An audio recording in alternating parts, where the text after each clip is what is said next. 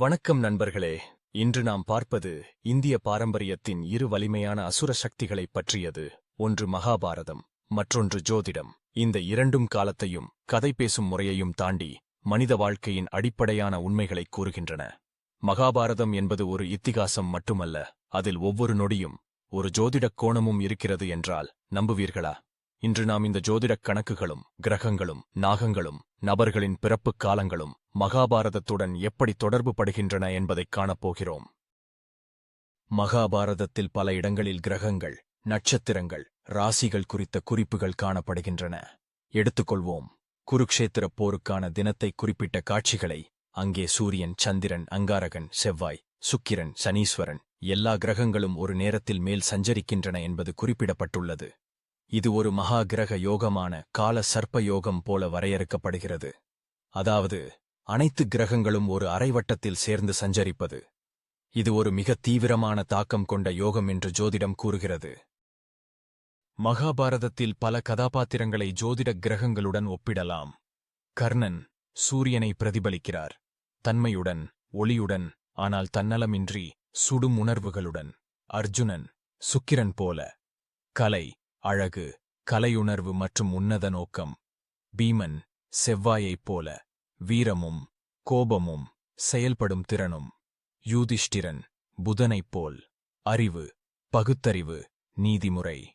துரியோதனன் ராகு, பாசம், ஆசை, களவு ஆட்சி பற்றிய தவறான நோக்கம். கிருஷ்ணர் கேது, ஆன்மீகமும் வழிகாட்டுதலும் ஆனந்தமும் அதீத புரிதலும். கர்ணன் பிறந்த வேளையின் விளக்கம். அந்த நாள் சூரியனின் அதிகாரமே அவருக்கு கர்மயோகவாக அமைந்தது.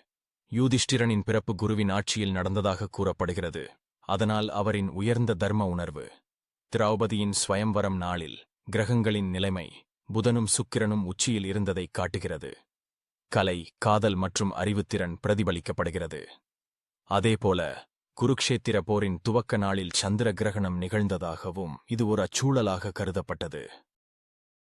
கிரகங்களின் இடமாற்றங்கள் யுத்தத்தின் பல முக்கிய முடிவுகளை தீர்மானித்துள்ளன. யுத்தம் ஆரம்பிக்கும்போது சந்திரன் விருச்சிக ராசியில் இருந்ததாகவும் இது உணர்ச்சி பொக்கிஷம் மற்றும் அச்சம் கூட்டுவதாகவும் கூறப்படுகிறது.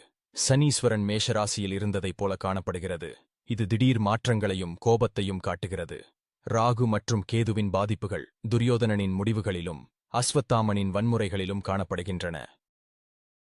மகாபாரதம் ஒரு கதை மட்டுமல்ல, அது ஒரு மனிதனின் வாழ்வின் முழு ஜாதகம். அங்கே ஆசை, கோபம், இன்பம், துக்கம், நீதி, வஞ்சகம் ஆகியவை எல்லாம் கிரகங்களின் நிழலாக செயல்படுகின்றன.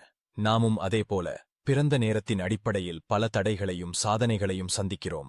இந்தக் கதை நமக்கு சொல்லும் மிக முக்கியமான பாடம் என்னவென்றால், கிரகங்கள் ஒரு விளைவு அளிக்கலாம், ஆனால் முடிவுகள் நமது செயலில் இருக்கின்றன. பகவத்கீதையில் கிருஷ்ணர் கூறுகிறார், செய்தி செய், பலனை விரும்பாதே. இது ஜோதிடத்தில் உள்ள கிரகத்துக்கு அடிமையாவதில்லை என்ற தத்துவத்தை பிரதிபலிக்கிறது.